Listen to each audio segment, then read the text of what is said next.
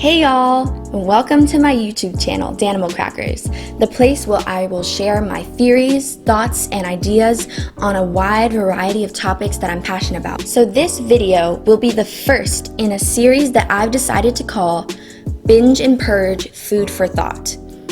Now, you may be wondering, why of all things binge and purge? Well, I decided that I would do what I do best. Binge watch series, TV shows, and films, etc., and theorize about them. And I figured, what better way to binge watch something than not keeping it bottled up inside my head and creating a video to share with all of you guys who may be able to help me come up with new theories, and we can all share ideas with each other. So hopefully my videos will serve as food for your thoughts and be able to stimulate discussions and allow you to examine new perspectives and theories on things you may have easily glazed over in some of your favorite shows. I've actually been planning to do this series and a YouTube channel for a few months now. In fact, I was actually going to start my channel with the Binge and Purge series on the amazing Netflix original Maniac. If you haven't seen it already, go watch it. It's phenomenal, and I will definitely be making a later video on it. But when Bandersnatch was released, I could not help but jump at that opportunity. First of all, it's an interactive film, which is amazing. Second of all, it's Black Mirror.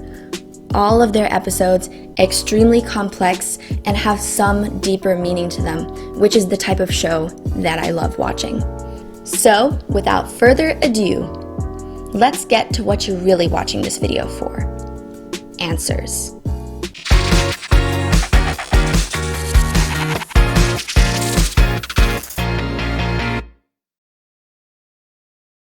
At first glance, Black Mirror's Bandersnatch seems to be pretty commonplace for a Black Mirror episode.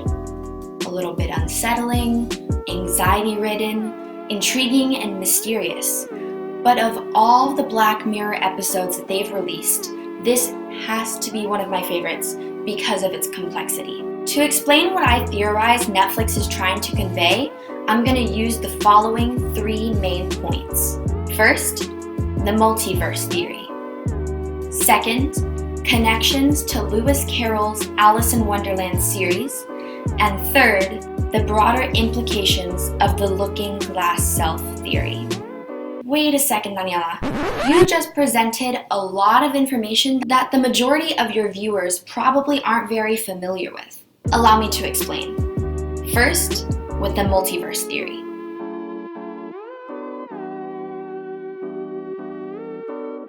The multiverse theory proposes that our universe is just one in an infinite number of universes. A multiverse is a hypothetical group of universes, including the universe in which we exist, that comprises everything that exists. The entirety of space, time, energy, matter, the physical laws, and the constants that describe them. The different universes within the multiverse can be called parallel universes, alternate realities, parallel realities. There are many different names for it. There are many different theories to explain the multiverse, including but not limited to bubble universes, membrane universes, mathematical structure universes, infinite patchwork universes, and the many worlds theory.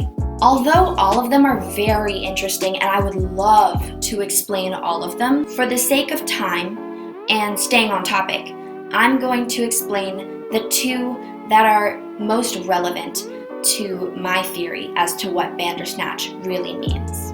First, the infinite patchwork universe. This theory imagines an infinite space-time where elementary particles are arranged in every possible way, thus allowing every possible universe to be created. However, at some point, the arrangement of particles will repeat, creating parallel universes. But we must keep in mind that the observable universe is the universe that we can observe from the Earth. That is, that the light from the observable universe has had enough time to reach our instruments back on Earth. Because the diameter of the observable universe is 93 billion light years across, any space-time beyond that distance could be considered its own separate universe. And it is because of this that the theory describes an infinite patchwork of universes resting side by side. Hence the name infinite patchwork multiverse. The second multiverse theory that can best help me explain Bandersnatch is the many worlds theory. The many worlds theory implies that all possible futures and histories are real, each their own actual universe. In layman's terms, the theory states that there are perhaps infinite universes, and that everything that could have possibly happened in our own past but did not has occurred in some other alternate universe in their past or in multiple universes past. Before the many worlds theory, reality has always been viewed as a single unfolding history. The many worlds theory, however, views historical reality as a many-branched tree wherein every possible quantum outcome is realized. Now, delving into something a little bit more complex, but bear with me, I'm almost done, and I promise everything will come back full circle and it'll make sense. Quantum mechanics describes a state of affairs in which elementary particles can exist in all its possible states simultaneously. Only once the particle is measured does it choose a definite state. So imagine, for example, you're playing a game of red light, green light. Until the person that's it turns around, your body can exist in various forms and you can continue moving. But as soon as the person that's it turns around when it's red light, you assume one definite shape and you freeze during that period of time. So rather than being a person playing a game of red light, green light, it's the same for a particle, assuming one definite shape when observed. So building on that observation in quantum mechanics, the many worlds theory suggests that in fact when the measurement happens, the particle collapses to all its possible states, but different universes observe different results. For example, in universe 1, you could observe the particle in position 1, but in universe 2, your clone could observe the particle in position 2, and so on and so forth. Every time there is one or more possible outcome for a universe, the universe splits and creates copies so that all possible outcomes are realized. There could be a universe where Donald Trump was never elected as president, where Netflix was never even created. There could be a universe where they discovered a cure for cancer. These infinitely forking universes, as described by quantum theory, exist in what's known as the Hilbert space. Unfortunately, although I choose to believe wholeheartedly in the many worlds theory, it faces abundant criticism for its inability to be empirically falsified in accordance with the scientific method. Because we cannot devise any experiments to prove its existence, it is because of this that the concept of the multiverse is thought to be a philosophical theory rather than a scientific theory. Now, one last explanation before I dive into how this applies. The looking glass self theory is a social psychological concept that describes the development of oneself and of one's identity through interpersonal reactions within the context of society. Society being the interweaving and the inner working of our mental selves. The looking glass self theory comprises of three main components unique to humans. First, we imagine how we must appear to others in a social situation. Second, we imagine and react to what we feel their judgment to that appearance must be. Third, we must develop our sense of self and respond through this perceived judgment from others. The result of this is that individuals will change their behavior based on what they believe that others will perceive of them, even if it's not necessarily true. In this way, social interaction acts as a mirror or a looking glass, since one's sense of self-esteem is built off of others. Sound familiar? If not, You're about to find out why. Let's hop into the choices that you can make in Bandersnatch. Quick disclaimer. If you have not yet seen Bandersnatch, don't like spoilers, and still plan on watching it soon, I suggest that at this point in the video that you hit pause, go watch Bandersnatch, and then come back, because there are a lot of spoilers ahead. Also, all of my statements in this video regarding an explanation of the true meaning of Bandersnatch are simply theories. I did not write the show, nor was I involved in the creative genius behind it. So don't take my theories at face value. And lastly, before you try to take my video down for copyright infringement, please be reminded of YouTube's fair use policy.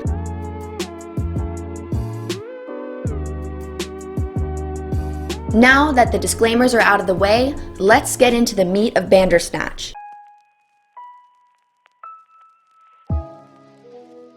Now before anything, let's examine the title of the show. The name Bandersnatch is actually our first reference to Lewis Carroll's Alice in Wonderland series. The fictional character appears in two of Lewis Carroll's 1870s poems entitled Jabberwocky and The Hunting of the Snark. Now, remember this face for later, it's very important. So, when you begin watching Bandersnatch, you're presented originally with some pretty simplistic choices as you test out the mechanics of the interactive film. This includes choosing what Stefan has for breakfast and what music he listens to on the bus. As the show begins, we're given that Stefan wakes up at 8:30 a.m. to begin the monotony of his daily routine, which is important because the first thing that he does in the morning is take his pills. Now, the pills are an important clue in solving the mystery of Bandersnatch's true meaning. Not only do they indicate that Stefan might be suffering from a psychological illness, but also it presents the first important symbol of the mirror. Now, mirrors are often symbols throughout film and literature for introspection and self-reflexivity. And this is an important part of this scene where Stefan takes his pills and then he looks introspectively into the mirror at himself. The pills are also red and yellow, which are two recurring colors throughout the film, which I interpreted to symbolize a duology between violence, anger, and a sinister environment, which would be the red, and danger, judgment, and assertiveness, which would be the yellow. These colors can be seen frequently throughout the show and are shown to be important through their recurring presence throughout it, especially directly after taking the pills. That's when they hit us over the head that these colors may be important and may symbolize something a little bit more. You actually see it again in his socks, the cup he drinks his juice from first thing in the morning, the bus, Colin's shirt, Stefan's lamp, his sweater in the psychiatrist's office, the flashback scene where he sees his mother leaving, and also in his flashback when they find out his mother is dead. Also the record shop where he purchases the music that Colin recommended to him. And even on the book, The Lives of Jerome F. Davies. If the word lives isn't significant enough for you, on the cover of the book are the colors yellow, blue, and red, three significant colors throughout the film. The car in which his father drives him to the psychiatrist's office, and even Colin's door. So back to the beginning of the show. We see Stefan frantically flipping through Bandersnatch, to which he explains to his father, who naively believes that Stefan is getting nothing out of the book. He explains to him that the novel is actually a choose-your-own-adventure book, and the viewers actually come to find out that this book may have belonged to his deceased mother. As we continue watching the film, we come to find out that he creates a choose-your-own-adventure game modeled after the novel Bandersnatch. This novel was written by a fictional character named Jerome F. Davies, who is very important to understanding Bandersnatch's mystery. I interpreted Stefan's creation of the game Bandersnatch, in which you choose your own adventure, and his keen interest in the novel itself as his desire to have control over his own life and to be able to choose your own ending and alter the past at will. Stefan is an excellent programmer, and to be able to create a game in which you live in alternate realities and you have the chance to choose your own path and start over at will getting a second chance at life to live many parallel realities at once, at your pleasure, at your disposal. The ability to be able to fix any mistakes that you made, or make alternate choices that you wish you could have made the first time around. This ability that he gives himself by creating this game is exactly the essence of who Stefan is and what he wishes he was able to do in his present reality. And this, seeing him create this game, is the first true indicator of the meaning of Bandersnatch. As Stefan assumes a pensive state of being on the bus ride to Tuckersoft, you pass by a billboard covered in some very significant graffiti. The graffiti contains the glyph that we later come to find out indicates that there are two paths that you can take, two parallel realities, two choices. And alongside that glyph, it says, no future. Now, Stefan later discovers that Jerome F. Davies became obsessed with this glyph and the belief that he was almost immortal because of these parallel realities. But more on that later. I believe that the words next to the glyph possibly allude to the fact that no matter what choices the viewer makes, Stefan ends up with no future. Anyways, now we've got our first encounter with Pax, the fictional demon from Jerome F. Davies' novel Bandersnatch. The character somewhat resembles that of a lion, doesn't it? Now pay attention. Colin first says to worship Pax. Now, if you accept the deal like I did and appease Stefan's excited nature about the proposal, not only do you receive a disappointing look from Colin, but he says, sorry mate, wrong path, which in Stefan's mind may have seemed like a random off comment. But to the viewer, it breaks the suspension of disbelief as we realize that Colin is acknowledging the viewer's choice and is aware of the alternate paths out there. With that fatal choice, the viewer ends their episode of Bandersnatch with 0 out of 5 stars and the disappointment that you already made the wrong choice. Stefan is the one to break the fourth wall this time when he says, I should try again, where you are then presented with a recap of the beginning of demo day and the chance to try again. The viewer begins to understand that Stefan is able to traverse through the different timelines and retain the knowledge that he's acquired from the previous ones, an ability that we'll come to find out is unique to him and Colin, because in this timeline, Colin knows just what to say. Colin hints to the reader that you can achieve any ending possible when responding all of them to Stefan's question regarding what ending he ended up with originally when reading Bandersnatch. Colin begins infiltrating the viewer's mind with the possibility of a multiverse when discussing the possibility of divergent realities and questioning the existence of time. In doing so, he suggests the idea that time is not linear and calls into question the foundation of our belief system that reality has a single unfolding history. Therefore, supporting the idea that a multiverse is present in his and Stefan's reality. If you refuse this time around, Stefan is shocked by his own response, despite his father and his psychiatrist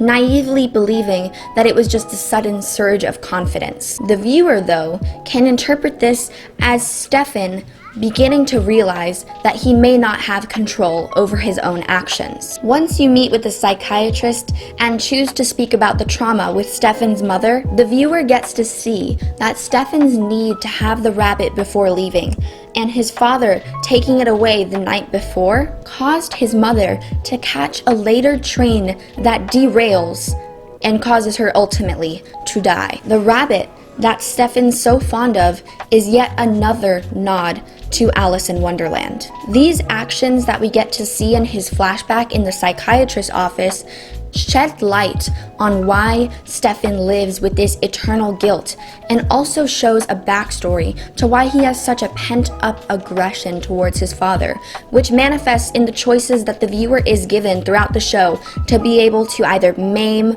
or kill your father. If you choose to follow Colin instead of talking to the psychiatrist, Colin says that Stefan is in a figurative hole, which I immediately interpreted as the rabbit hole. like in Lewis Carroll's Alice in Wonderland series. In the words of my literature teacher, Stefan is on the verge of an epistemological break that challenges his current way of knowing. Being stuck in the rabbit hole, Stefan is lost. He is unable to understand the new episteme in the language of the old. So, with a little help from Colin and some LSD, Stefan is finally enlightened. Stefan must first cross through the red threshold image of Colin's door before entering the new episteme. Kitty, a character resembling the Mad Hatter, is yet another nod to Lewis Carroll's series. Now, here's where we get back to the image of the Bandersnatch. The LSD tablet directly resembles that of Lewis Carroll's illustration of the Bandersnatch, therefore indicating that what follows during Stefan's psychedelic trip is crucial to understanding the show. During the drug trip, Colin begins to more concretely explain the idea of parallel realities that he hinted at earlier and how they fork off based on our decisions. Colin acknowledges and is aware that in their world, their choices are not their own.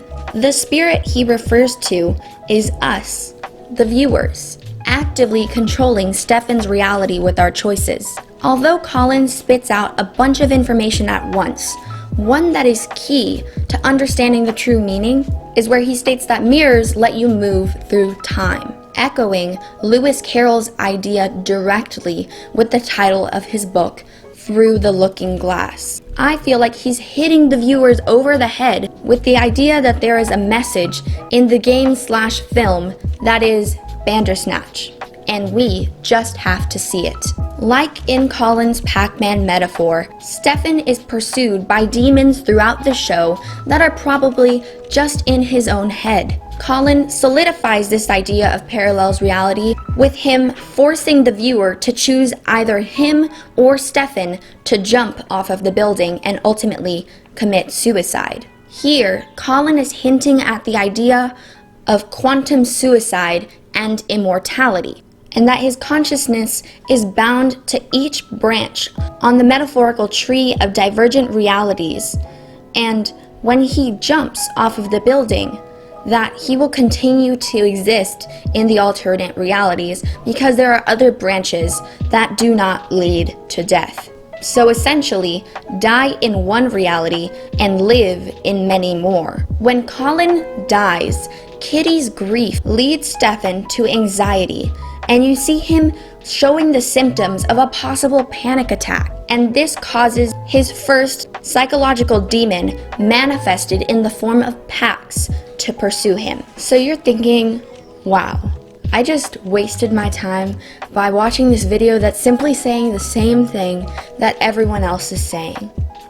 But this is where you're wrong. The connections to Lewis Carroll's Alice in Wonderland series are so important because one of the central themes in that series is Alice's quest for identity as she navigates childhood. The events in the story correlate with the steps in a child's growth and progression through childhood and adolescence. Alice is engaged in a romance quest for her own identity and growth, for some understanding of logic, rules, the games people play, authority, time, and death.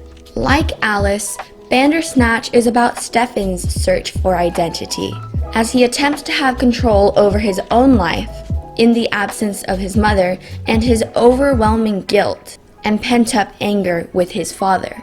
Coming full circle, the Looking Glass self-theory ties perfectly into defining what Stefan aims to achieve in his imagining how he appears to others in social situations, imagining and reacting to what he feels their judgment of that appearance must be, and developing his sense of self based on this perceived judgment from others.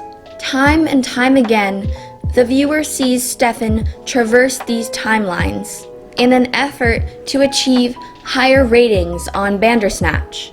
And in response to the lower ratings, his dissatisfaction causes him to try again. Stefan defines his own game based on the concept of parallel realities, which is echoed in his multiple timelines through which he navigates, as proposed by the many worlds theory Collins suggests exists in their reality. So why would Netflix create a whole feature film only to showcase one character's search for identity as he perceives the looking glass self? Well, my theory is that in the context of today's society, the rise of social media very much reflects the mechanisms of the looking glass self, as multiple forms of social media offer all different types of mirrors in which individuals present themselves, perceive judgments of others based on followers, likes, etc., and further develop their sense of self. Far different from face-to-face interactions, social media is intended to be accessible and public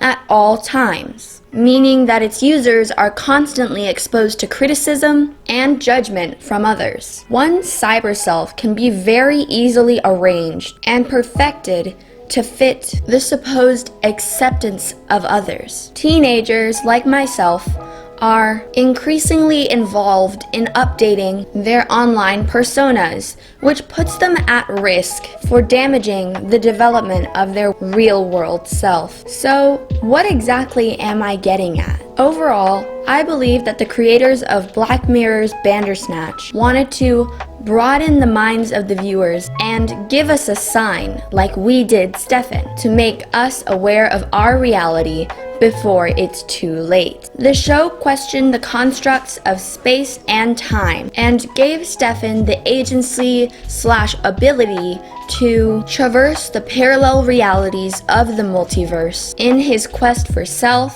and human desire to fix past mistakes and change the course of history. Unlike Stefan, we can't traverse the different timelines, but we can choose whether to let our looking glass selves define us or defy societal expectations and live our lives free from the eternal maze pursued by demons in our own head, forced to consume and act how they expect us to. But hey, maybe the whole thing is just a weird show. So that was my food for thought on Black Mirror's Bandersnatch. Hey y'all, thanks for staying to the end of the video. I really appreciate it. Although it may not seem like these videos take a lot of work, I have put my heart and soul into making this video, and although the editing is really trash and the quality of the video is probably not the best, it is my first YouTube video. There were so many different technical difficulties that I faced along the way, so many problems that you would not believe that I encountered, mistakes that I've finally learned from. But the point is, I put my everything into making this video for you guys, for YouTube, to share my ideas, to see if I could help anyone out there, maybe understand Bandersnatch a little bit better. If you want to see more content like this, please hit that subscribe button, and to be notified the next time that I post a video, make sure to hit that notification bell right next to the subscribe button down below. If you enjoyed the video, please show me some love and leave a like on the video so I can know to continue making more content like this. Please let me know. I'm super curious. Do you agree with my theory? Do you have any alternate ones, alternate suggestions as to what you think Bandersnatch could have really meant? If you want to keep up with me in between videos, you can follow me on Instagram at daniela.ij. The link will be in the description box if you want to follow me on that. Once again, I hope you enjoyed this video. I really had an amazing time making it, despite all of the hard work that I had to put in it, all of the sleepless nights. Honest to God, I haven't slept in days, and I don't think I've ever put more effort into any project I've ever worked on. Alright y'all, that's a wrap, and I will see you in the next video.